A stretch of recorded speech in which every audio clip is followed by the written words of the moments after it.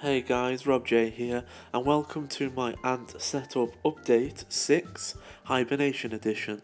So, as you can probably guess from the title, a lot of my ants are in hibernation.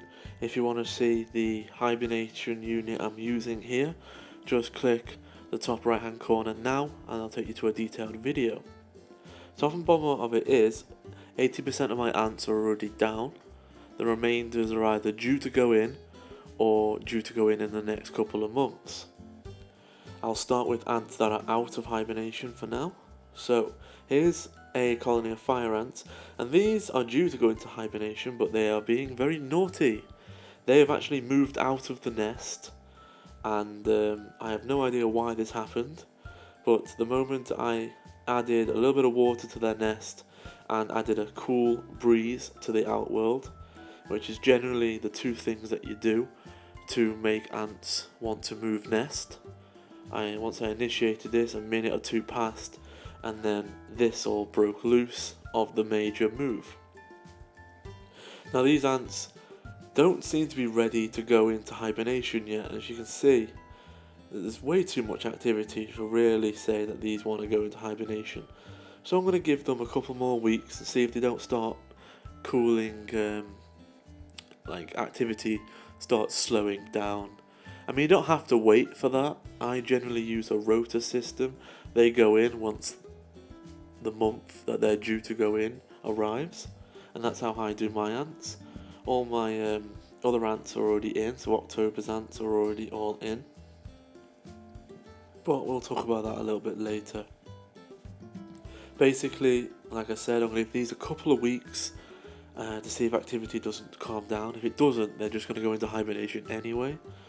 But at the moment, I can't put them into hibernation because they need to be all in their nest so they can be locked in. Moving on. My MESSOR BARBARUS aren't due to go until next month, so they're still out and about. And you're probably saying to yourself, if you're a long time viewer, I thought I had more MESSOR BARBARUS than this, the colony was bigger. Well, actually it is. They've seemed to have moved into their water tube because there's a space now. The cotton wool has retracted down with the water as they drank, and now they use it as sort of like a satellite nest. And I waited quite a while, and I actually managed to catch the queen on one of her little journeys over to the second nest. So, you know, obviously this wouldn't be happening if that test tube was to the brim where it was originally, but as the water was used, the cotton wool has had a suction effect and been sucked down. The moment they could fit in it, they've been going in it. But it's no harm, and there was plenty of water in there, so I'll just leave it for now. Moving on. So, these little pavement ants, you will probably recognise these from a video, 1 or 2 back, where they got an extra outworld. Well, this is the extra outworld, and as you can see, they've been using it quite a lot. There's a lot of them now, and the queen is still laying ants on a heavy basis, but that's because they're not due in hibernation for another couple of months. So the queen is still full speed ahead, essentially, and she moves periodically between the outworlds, the tube and the nest with her egg collection. And as you can see, these are little ants, and that's a lot of brood. So this colony is probably my fastest growing colony, easily, and this is one of the colonies that I bought just the queen on her own. Okay, let's move on. So here we have our TETRAMORIUM colony. Now these are due in to hibernation sort of late October, and that'll push through to March. You know, these are just on their pre-hibernation routine for me, where they're getting slightly more water than usual, they're being fed slightly more than usual, and the outworld is being cleaned at a far higher rate to make sure that they all concentrate numbers within the nest. And as you can see, the outworld is virtually deserted because they're getting so much food, there's hardly any foraging going on, which is how I lure them all into the nest for hibernation. Talking of hibernation, my CAMPONOTUS NICOBARENSIS colony, do not need hibernation because they're from a temperate region over in Asia where they're native, and that means they don't have a cold winter, so naturally they don't hibernate. And these guys haven't really done anything. The queen's not laid eggs for weeks, but very recently she laid eggs, and as you can see, they're coming to term now. So I'm about to get a small increase in numbers over the next month, which I'm happy about because she's not done anything for about 3 months. And if you go back in the update videos, you'll be able to see that not a lot was going on with this colony.